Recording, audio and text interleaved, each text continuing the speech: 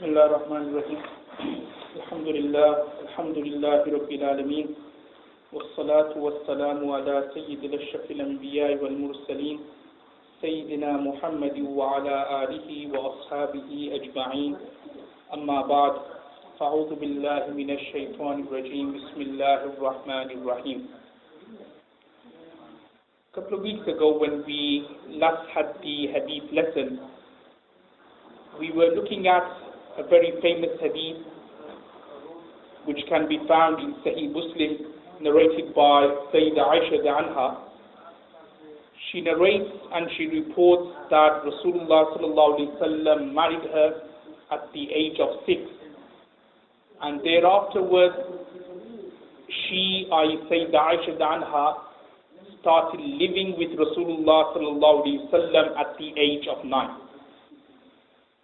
And a couple of weeks ago, I mentioned in detail the objections raised by people, non-believers and believers alike, that how can Rasulullah sallallahu alaihi wasallam get married to a girl who is 6 years old, and thereafter this young girl at the age of 9 is going to live with Rasulullah sallallahu alaihi wasallam.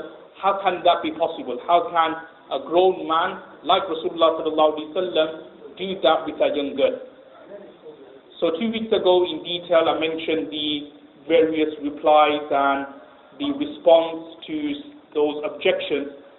We're going to now look at the next part of the hadith, because the next part of the hadith goes on to say وَلُعَبُهَا مَعَهَا وَمَاتَ عَنْهَا وَهِيَ بِنْتُ ثَمَانِيَ عَشَرَ رواه Muslim. Because the next part of the hadith goes on to say that when Sayyidah Aisha anha was going to Rasulullah sallallahu alaihi wasallam to live with him, she had her doll with her, and then the hadith goes on to say that Rasulullah sallallahu alaihi wasallam passed away when Sayyidah Aisha anha was the age of 18. Now, an issue here which we need to discuss is what is the Islamic ruling with regards to dolls, and then the next ruling will be that if it's, say for example, impermissible, then what does the hadith say with regards to Sayyidah Aisha anha taking a doll with her to Rasulullah sallallahu alaihi wasallam. Now, briefly speaking, obviously it's a very broad topic, but generally speaking, Islamically, there is nothing wrong with children playing with dolls, but the condition is that the dolls, they have to be free from any facial features. So if it's a doll and it's got no nose, no mouth, no eyes, no ears, basically no facial features, then to play with that particular doll for a Muslim child will be permissible. However, if he has any facial features on that, then that would be something impermissible and that would be something not allowed. Now, the whole crux of this particular ruling is based on Islam's stance on picture making, on Islam's stance on idol making and sculptures. As you're probably aware that Islam totally prohibits any form of idol making, any form of static picture making, any form of like live drawings or animated drawings. Islam totally prohibits that. And the reason for the prohibition can be found in a hadith of Sahih al-Bukhari, where Rasulullah sallallahu alaihi wasallam once narrates that it's a long hadith, but basically the crux of this hadith is that he would curse the people from the previous generations or from the previous nations, that what they would do is that when their prophet or when their messenger would pass away, they would then make a picture or a sculpture of that messenger.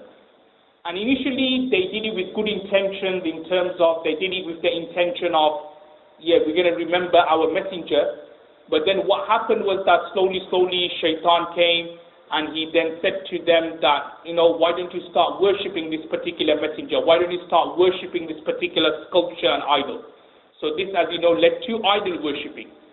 So exactly here as well, that Islam prohibits any form of sculptures and any form of idols or picture making. Why? Because it may lead to idol worshipping.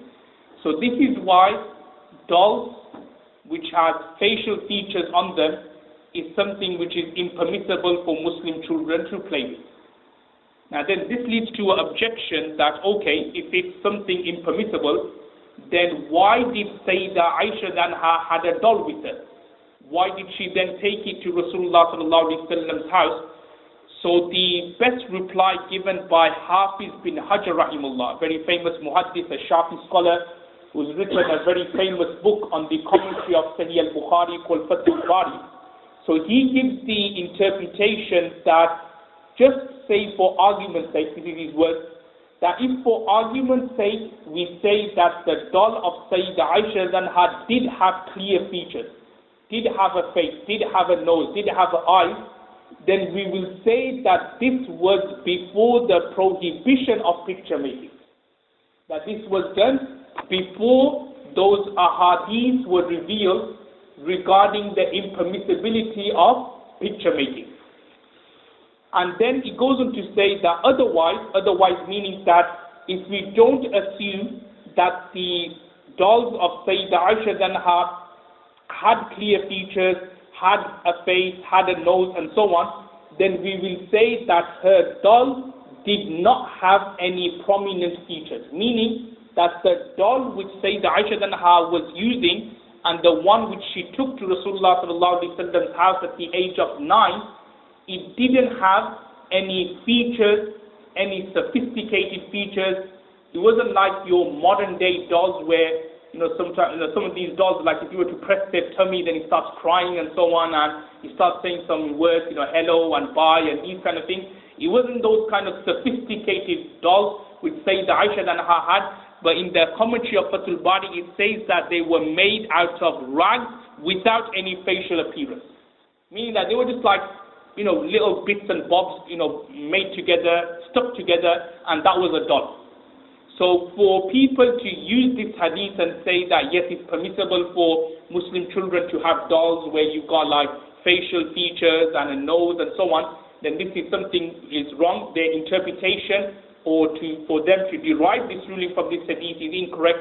Why? Because the doll which Sayyidah Aisha Anha had, the toy which she had, it wasn't like a normal molded sculpture, but instead it was like, bits and bobs of bags joined up together like rags, made up together, made into a toy. So this is what she took to Rasulullah sallallahu alaihi wasallam's house at the age of 9.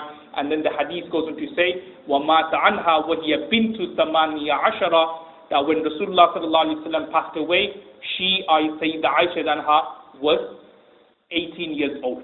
So what we can gather is that Rasulullah sallallahu alaihi wasallam was married to Sayyidah Aisha Anha for a total of 13 years, and not 13, 12, and 9 of those 12 years Sayyidah Aisha Anha spent with Rasulullah sallallahu alaihi wasallam. Now the next hadith is a hadith which we've kind of explained before. It's a hadith which can be found in Sunan al-Tirmidhi, Sunan Abu Dawood, Sunan Ibn Majah, and also in the Musnad of Imam Ahmad, that Rasulullah sallallahu alaihi wasallam has said, "La nikaha illa bi waliyyin," which means that there is no nikah, there is no marriage without the consent of a wali, without the consent of the girl's guardian. And then the next hadith thereafter is a hadith of Sunan al-Tirmidhi, Sunan Abu Dawud, similar to the one which I've just mentioned. That's why I'm going to narrate them together, and thereafterwards I'll explain them together. This is narrated by Sayyidah Aisha Anha, where she narrates that Rasulullah sallallahu alaihi wasallam has said, "Ayyuma imra'atin," that a woman nakahat nafsaha bighayri izni waliyiha, who gets married by herself bighayri izni waliyiha, without the consent of her father, without the consent of her guardian, فَنِكَاهُهَا بَاطِلٌ فَنِكَاهُهَا بَاطِلٌ فَنِكَاهُهَا بَاطِلٌ, i.e. her marriage is invalid, her marriage is invalid, her marriage is invalid. Rasulullah sallallahu alaihi wasallam said these words 3 times. Now, I mentioned what the scholars say regarding this particular issue, but I'll just narrate it again when we look at it in a bit more detail. According to Imam Shafi rahmatullah alayh, according to Imam Malik rahmatullah alayh, and also according to Imam Ahmad bin Hanbal rahmatullah alayh, they are of the view that it is impermissible for a woman to get married without the consent of her father, without the consent of her guardian, so it could be her father, grandfather, in the absence of the father. If the grandfather isn't there, then her elder brother. So without their consent and permission, it's not permissible for a girl, for a young woman to get married. And the two evidence which these scholars they use is the two ahadith which are mentioned in front of you, La nikaha illa bi waliyin, and the second hadith here. On the other hand, you have Imam Abu Hanifa rahmatullah alayh, and along with Imam Abu Hanifa rahimahullah, you've got tabi'ins or predecessors such as Ibrahim Nakha'i, Sufyan Thawri, and Abdullah bin Mubarak, who are of the opinion that if a woman was to get married without her parents' consent, the nikah will be done.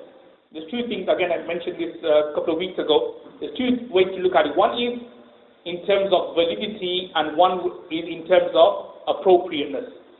So in terms of validity, the nikah is done. If you are looking at it, there's two ways to look at it. One is what we say fatwa, and one is taqwa. What the legal ruling is, and what taqwa and piety say. So obviously fatwa is that yes, the nikah will be done. But taqwa and piety may say something else in terms of, yes, she shouldn't have done that. It's like, for example, a Muslim is selling meat. He just saying he's got a shop and he's selling meat. So obviously you got no evidence to prove otherwise that the meat he's selling is unlawful and haram. So therefore the fatwa you'll give is, yes, fair enough, this is halal, he's a Muslim, he's saying it's halal, so therefore the meat will be considered halal and lawful. However, taqwa, somebody's taqwa or closeness to Allah may be really, really high, and he thinks that, you know what, I'm not 100% sure here, this area is probably notorious for haram meat and so on and so forth. He probably likes his H&C meat, so he goes, you know what, I don't want to go for this. So that is taqwa. Fatwa says, yeah, it's permissible for you to buy this meat because he's a Muslim and he's telling you it's halal. So exactly here as well that we say that, look, fatwa or ruling is that, yeah, fair enough, the nikah will be done.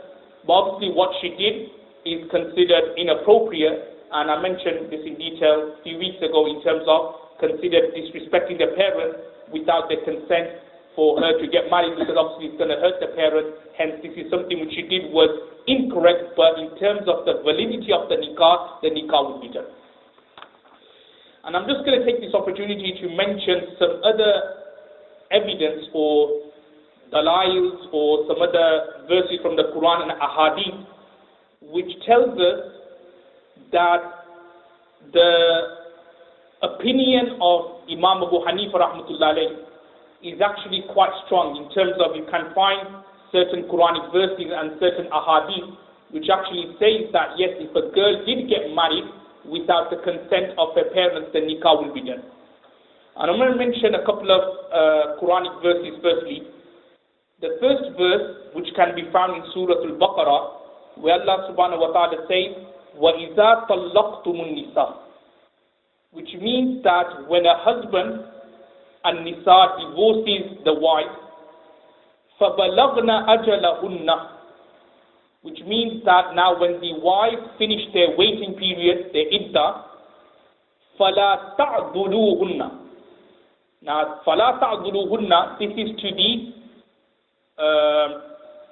this order is to the, you could say, to the fathers, to the grandfathers, that do not stop them, do not prevent them, أَيْ يَنْكِحْنَ أَزْوَاجَهُنَّ, so that they can get married or remarry their husbands if they want to.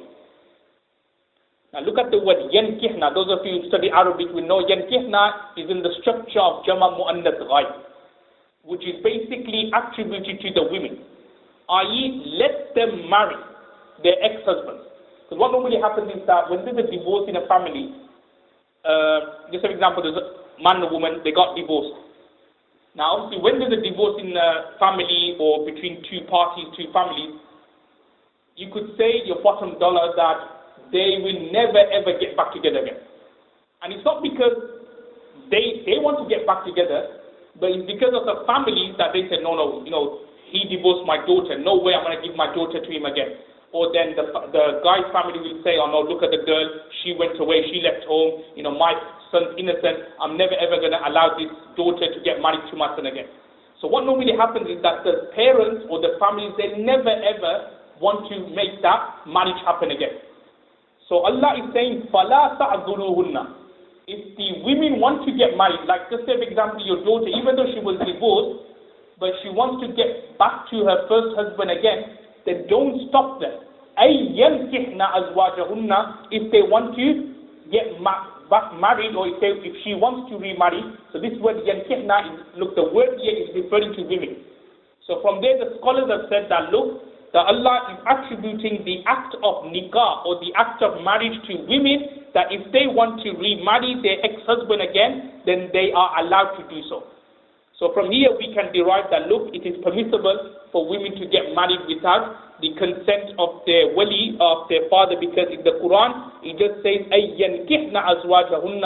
There's no mention of bil wali, with the consent, or bi-iznil wali, with the consent of the wali. There's no mention of that. And an even more clear verse, again in Surah Baqarah, where Allah says فَإِن طَلَّقَهَا, which means that if the husband divorces their wife, فَلَا تَحِلُّ لَهُ مِنْ بَعْدُ, she is not lawful for the first husband حَتَّى تَنْكِهَ زَوْجًا غَيْرًا, until she marries another man. حَتَّى تَنْكِهَ زَوْجًا غَيْرًا. Again, the tankiha, the ta, again, those of you who study Arabic will know it's wahid mu'annas ghaib. The ta is referring to women. So if they want to marry again, then they can. Again, there's no mention of they have to get permission from their wali or from their father or from their grandfather. So these two Quranic verses quite clearly tell us that women, without the consent of their father and grandfather, they can get married. And also there are other ahadith as well, a very famous hadith of Sahih al-Bukhari, where, as you know, that during Rasulullah sallallahu alaihi wasallam's time, many women would come to Rasulullah sallallahu alaihi wasallam and they would gift themselves to Rasulullah sallallahu alaihi wasallam. They would say, "O Prophet of Allah, take us. Can we marry you?" Such as the nikah of Zainab bint Khuzaymah, and one opinion according to certain scholars that Sayyidah Maymuna radhiyallahu anha, them two nikah, like these two wives of Rasulullah sallallahu alaihi wasallam, their nikah was done in such a way. I.e., they didn't get permission from their father, they didn't get permission from their brother or their grandfather.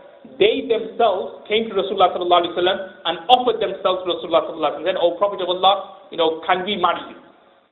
So from this hadith of Sahih al-Bukhari, we can derive that for women to get married without the permission of the father is permissible. Because if it wasn't, then Rasulullah sallallahu alaihi wasallam would have said to Maymuna anha, "Okay, where's your father? Where's your grandfather? Let me get permission from him." But no, what happened? She offered herself to Rasulullah sallallahu alaihi wasallam. Rasulullah sallallahu alaihi wasallam married her. And another evidence from the Hanafi viewpoint is a hadith which can be found in the hadith book called Tahawi, where it narrates that Sayyidah Aisha anha, she got her niece, whose name was Hafsa bint Abdul Rahman, married without the consent of her father. Her niece's father's name was called Munzir bin Zubair. But what Sayyidah Aisha anha did was that she got her niece married without the consent of her father. So from this we can derive as well that it is permissible for a woman to get married without the consent of a wali and without the consent of the guardian. But as I already mentioned before, that it's not something we're encouraging, but obviously, as I said, that one thing is the ruling or the masla. If you want to look at it from that point of view, then obviously the nikah will be done. However, if you're looking at it in terms of taqwa and piety and appropriateness, then this is something which should be avoided. The next hadith thereafter is a hadith which can be found in Sunan al-Tirmidhi, where Rasulullah sallallahu alaihi wasallam has said This is narrated by Ibn Abbas anhu, where Rasulullah sallallahu alaihi wasallam has said, "Al-baghaya allati yankihna anfusahunna bighayri bayyinatin," which means that fornicators or adulterers are those women, or you could say those people, who get themselves married bighayri bayyinatin, without any witnesses. I.e., they conduct the nikah, they conduct the marriage without any witnesses. Rasulullah sallallahu alaihi wasallam has classed as those people to be fornicating and their marriage to be considered as an adulterous relationship. Now we need to elaborate on this particular hadith. Now remember, there are two conditions which needs to be found for a nikah to be valid, for a marriage to be done.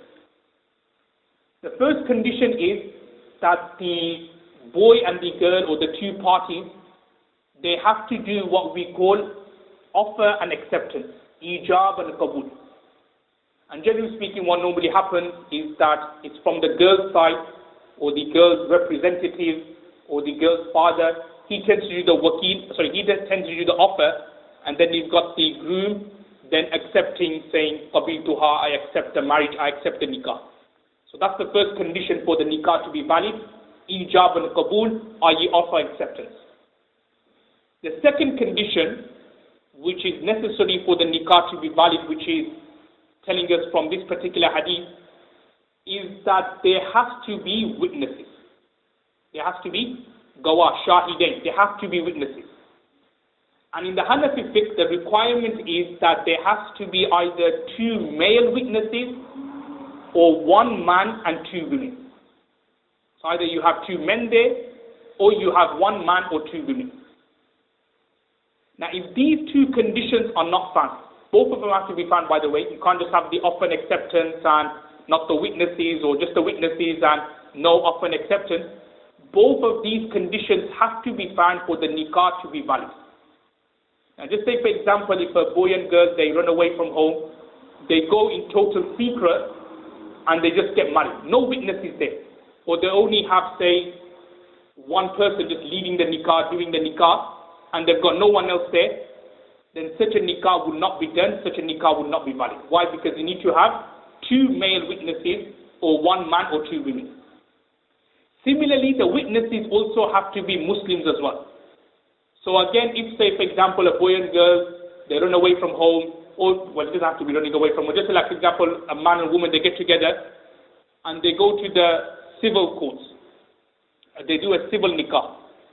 And just say the witnesses there, they are non-Muslim witnesses, just say for argument's sake. Or just say, for example, as you know, the requirement is that they don't differentiate between male witnesses and women witnesses. The rule is, if you are, like, for example, if you do get a nikah or a marriage done according to the, say, the civil registry office, they do require two witnesses, but they don't differentiate between two men or two women. So if it's just two women, according to their laws, the nikah will be done. So just say, for example, a man and woman, they got together, they go to the civil registry office, they do the nikah, but there are just two women there as witnesses. Again, the nikah will not be done. Why? Because you need to have at least one male witness along with the two female witnesses for the nikah to be done. So what I'm trying to say is that these two conditions have to be found for the nikah to be done. One is offer and acceptance, and number two is there have to be witnesses. I'm just going to elaborate on this issue, but looking at it more from a contemporary point of view. Let's look at offer and acceptance. Now again, it's a requirement that the offer and acceptance has to be done verbally. If, say, for example, you have the boy and girl in a room,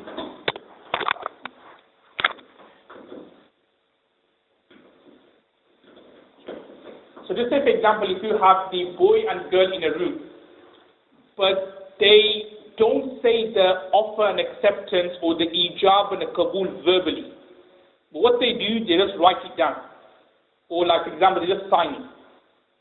Then in that situation, again, the nikah would not be done. When the boy and girl are in the same room, or just for example, the girl's representative, and the groom are together, either in the masjid or, say, for example, if the nikah is taking place in a hall, then they both have to say the offer and acceptance. So either the girl's family, they have to say, yes, I offer, and then the groom has to reply back by saying, yes, I accept. Because there have been cases sometimes what happens is that the groom, he hasn't said anything, but what's happening is that the imam or whoever just, put a pad in front of him or some with some papers in front of him, and he just signed it. The girl's there, she just signed it, they didn't even say anything. And then the next thing you know, they're living together, they're having kids, whereas in reality, technically speaking, the nikah wasn't done. Because when you are in the same room, you have to say the offer and acceptance. That's compulsory, it's necessary. In that situation, just by writing or signing the marriage papers, the nikah will not be done. Also, another ruling which we can gather from here, and a common question which people ask is that, is it permissible to do the nikah over phones? Like over mobile phone or telephones, can you do the nikah? Now it's mentioned in Ibn Humam Rahimullah's Fathul Qadir, which is a commentary of Al-Hidayah, that it's a requirement that you have the boy and the girl, or the girl's representative, and the two witnesses physically in one majlis, in one gathering for the nikah to be done. So just as an example, if you have a scenario where the boy is there, the girl's in another country, and you've got the two witnesses here, the nikah would not be done. Even you may have the phone on loudspeaker, and you could hear the girl saying offer or I accept and so on, even then the nikah would not be done. Why? Because they're not physically present in that particular majlis or gathering. So what I'm trying to say is that all parties, all four parties here, if you include the two witnesses are separate, so you need to have the boys present in one majlis, in one gathering, physically there. You need to have the girl or the girl's representative, the father or the grandfather, and also you need to have the two witnesses there, stationed there as well. If one of them are not there, one of them is in another country, in another town, and they are communicating their offer or their acceptance through a phone or even like a modern day like a webcam or something like that, the nikah would not be done. They have to physically be there for the marriage and for the nikah to be valid. Obviously, one way to get around it is just say, for example, if you have a scenario where the girl stays in Pakistan or the boy is in Pakistan, you want to do the nikah here. So the way to get around it is that boy or that girl in Pakistan, he or she should make someone a representative or a wakil in this country. Make someone a representative or a wakil in this country. So just for example, the boy in this country, just say he's in a masjid here, you've got two witnesses, but the girl's in Pakistan.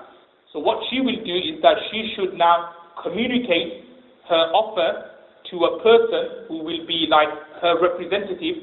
He will now come into the gathering. He will now come into the marriage ceremony, and he will say that yes, Zainab, the daughter or the daughter of such and such a person living in Pakistan has communicated her offer to me. I am her wakil, I am her representative. I am offering Zainab to such and such a person, the groom's name, son of such and such a person, and then if he accepts, then the nikah will be done in front of the two witnesses.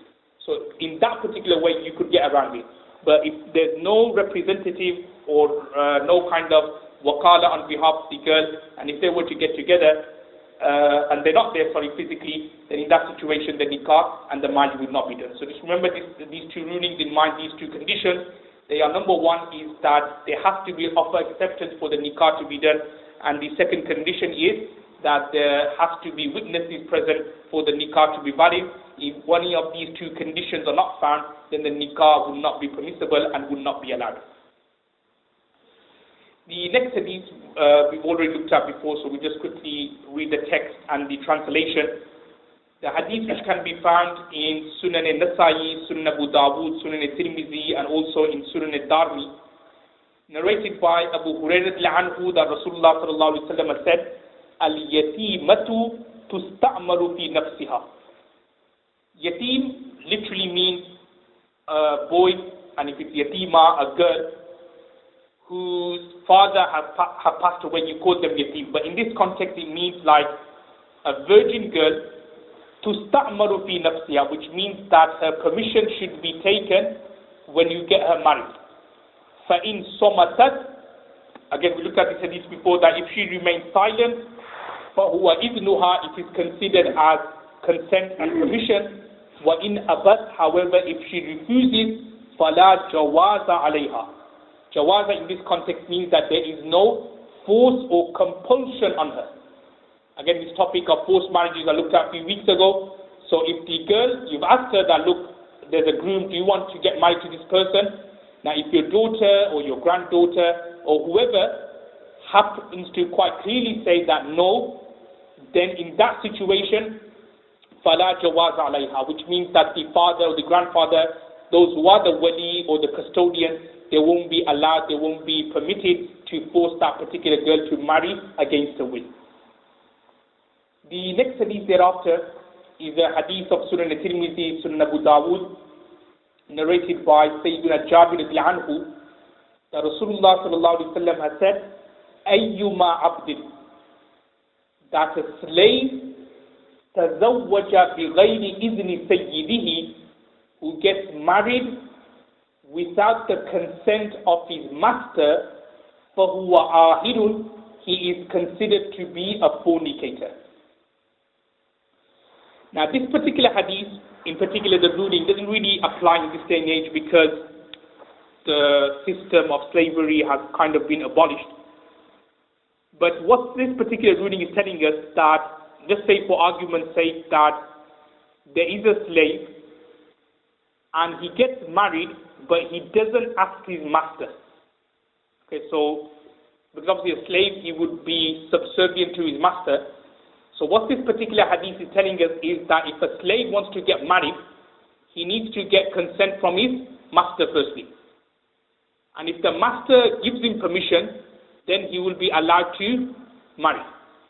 However, if the master does not give him permission and then he, without the permission of his master, went ahead and got married, فَهُوَ آهِرٌ, the hadith goes on to say that such a nikah, such a marriage will be considered as a fornicating relationship, would be considered as an adulterous relationship, and that slave would be considered as a fornicator and as an adulterer.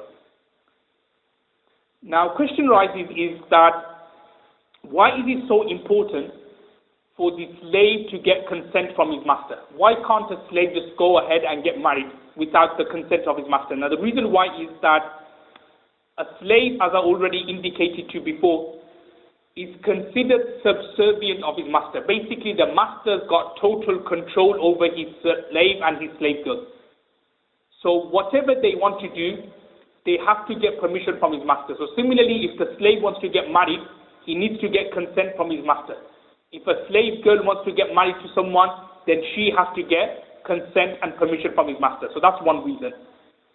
And another reason why it's so important for a slave to get permission from his master is because when a slave gets married, let's say he gets permission from his master and he gets married, the dowry which the slave has to give, the master, either he will have to give it, or the very least what would happen is that dowry would be considered as a debt over the slave. In terms of the master will eventually have to sell the slave to recoup the debt so that it can be paid to his wife. So when you look at it, the master is going to lose that somehow. If he gets the slave married, he either has to pay the dowry, so it's going to cost him, it's going to cost his pocket. And the second reason is that, just say for example, the master can't afford it, then what will happen is that the master now will be compelled to sell the slave, and the money which he recoups from selling the slave, that will go in paying off the dowry which he conducted when he got married to that particular girl. So when you look at it in both ways, the master is losing out. He's going to lose out financially. Either it's going to go through his own pocket, or at the very least, he's going to lose a commodity in terms of a slave. So therefore, it's important and imperative, as the hadith says, that he gets permission from the master before he gets married. The next hadith thereafter we've looked at before in terms of forced marriages, narrated by Ibn Abbas anhu, that Rasulullah sallallahu alaihi wasallam said, he narrates that once a jariya, a young girl, atat Rasulullah sallallahu alaihi wasallam, she comes to Rasulullah sallallahu alaihi wasallam, فذكرت أن أباها زوجها وهي كارهة. And she narrates that her father got her married وهي كارهة, and she disliked the marriage, or she did not give consent to the marriage. So what did Rasulullah sallallahu alaihi wasallam do? فَخَيَّرَهَا, Rasulullah sallallahu alaihi wasallam gave her permission either to stay with the marriage, or if she wanted, she could cancel the marriage. So again, this issue was looked at before in terms of forced marriages, that if somebody, or if the father, the grandfather, or someone, without the consent of the daughter or the granddaughter got her married, then Rasulullah sallallahu alaihi wasallam would give such women the right and the permission to cancel and to abolish that marriage. The next hadith thereafter, Rasulullah sallallahu alaihi wasallam, which can be found in Sunan Ibn Majah, Rasulullah sallallahu alaihi wasallam said, "La tuzawwijul mar'atu al-mar'ata," which means that a woman or a mother should not get another woman married, i.e. should not get her daughter married. So what this hadith is saying, that a mother should not get her daughter married. Now what is this hadith trying to say? It's trying to say is that, as I mentioned before, that if there's a daughter, the most worthy of getting her married is the father. It's the father's right to get his daughter married. And then I mentioned if the father's not there, then the grandfather's not there, then the brother, and so on. So what this hadith is saying is that if all of them are there, i.e. the father is there, the grandfather is there, then the mother, without their consent, without the consent, say, of the girl's father, i.e. husband, she's not allowed to just like go ahead and conduct the nikah of a daughter with someone without the father knowing, without the grandfather knowing, without the brothers knowing. So this is what this hadith says, that a mother or a woman is not allowed to get another woman, or to be more precise, a mother is not allowed to get her daughter married. And then the next part of the hadith goes on to say, وَلَا تُزَوِّجُ الْمَرْأَةُ نَفْسَهَا, as we've already looked at before, that a woman, she cannot get married herself. فَإِنَّ الزَّانِيَةَ هِيَ الَّتِي تَزَوَّجُ نَفْسَهَا, because the next part of the hadith goes on to say that a fornicating woman is that woman, تَزَوَّجُ نَفْسَهَا, which means that who gets married by herself. And the next two hadiths, very quickly, again, we've already looked at them in detail before, and I mentioned these two ahadith under the topic of arranged marriages. A few weeks ago, I mentioned the difference between forced marriages, which I said is not a teaching of Islam, but then there's something else called arranged marriages, which is actually a teaching of Islam. Arranged marriage basically means that the father or the grandfather, they will find someone for the daughter or the granddaughter, so that is like an arranged marriage. But then that's where the father has the right to. Obviously, thereafter, the father cannot compel or force the daughter to get married. That's now up to the daughter whether she wants to go ahead with the marriage or not. So what the following two hadiths, which I'm going to mention now, tells us that actually it is a moral responsibility, a moral duty of the father, that when the son or when the daughter reaches the age of marriage, that the father looks for someone, actively looks for someone for his daughter, and this obviously in no way conflicts with the earlier ahadith where he talks about forced marriage, because what the father is doing is that he's just finding someone for the daughter. He's finding someone for the son. Because obviously he's got experience, because obviously if we were to tell our own children that, okay, go and get married, you know how what they say, like love is blind and so on, they'll just go and any woman they see, they'll just get married to her. But obviously the father who's experienced, the mother, the parents who are experienced, then know that, okay, this particular girl is suited for my son, or this particular guy is suited for my daughter. They'll know that. So what we can gather from this hadith is that it's actually a moral duty that the parents, they try to look for someone for their daughters, they look for someone for their sons and for their children. And the two hadiths which I'm going to mention, the first hadith, Rasulullah sallallahu alaihi wasallam has said that whoever has a child, فَلْيُحْسِنْ إِثْمَهُ, let him give the child a good name. So you should give the child a good name. Number two, وَأَدَبَهُ, and you should teach the child good adab and good manners. Then the hadith goes on to say, فَإِذَا بَلَغَ, that when this child now reaches the age of puberty, فَلْيُزَوِّجْهُ, the parents now should get this child married. Why? فَإِنْ بَلَغَ, because if this child reaches the age of puberty, وَلَمْ يُزَوِّجْهُ, and the parents, the father or the mother did not get the boy or did not get the girl married, then the hadith goes on to say, فَأَصَابَ إِثْمًا. Then this boy, what happened? He then went and committed zina with someone, committed adultery with someone. Or this girl now, na'udhu goes and commits adultery with someone, فَإِنَّمَا إِثْمُهُ عَلَىٰ أَبِيهِ. The sin which the son committed, the sin which the daughter committed, i.e. adultery, is not going to go on to the girl, it's not going to go on to the son, it's going to now pass on to the father.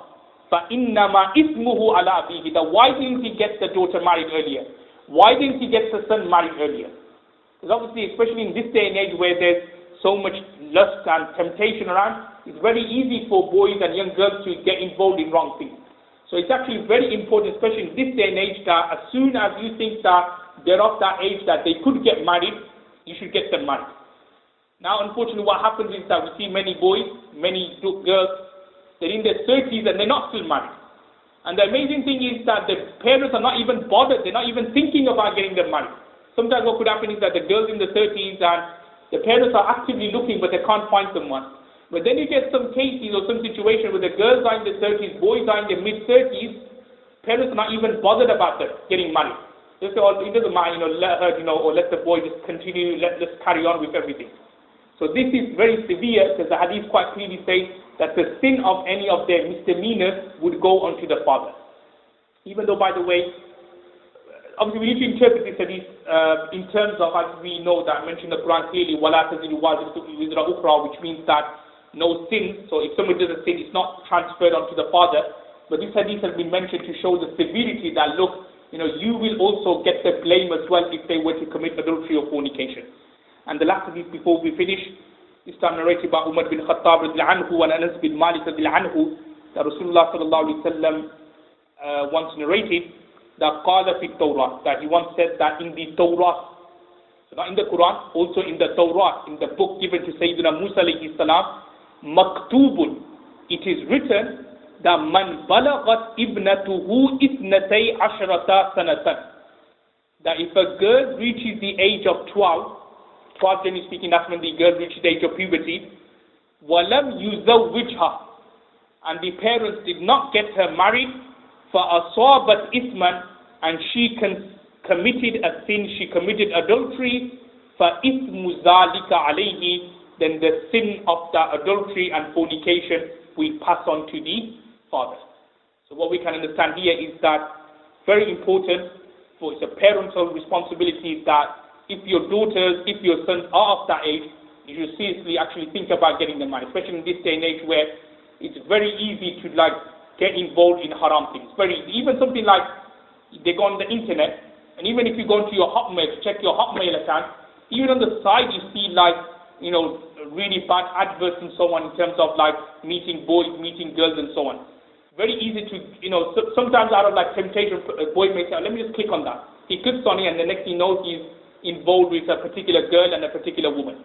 So it's very, very easy to get involved in haram things. So therefore, a sincere advice to parents who are here, obviously may be listening on the scanner, that, if your daughters, if your sons are of that particular age, and they are ready to get married, then it is a very important parental responsibility that you do get them married. Otherwise, if they were to do something wrong, you will be partly blamed for that.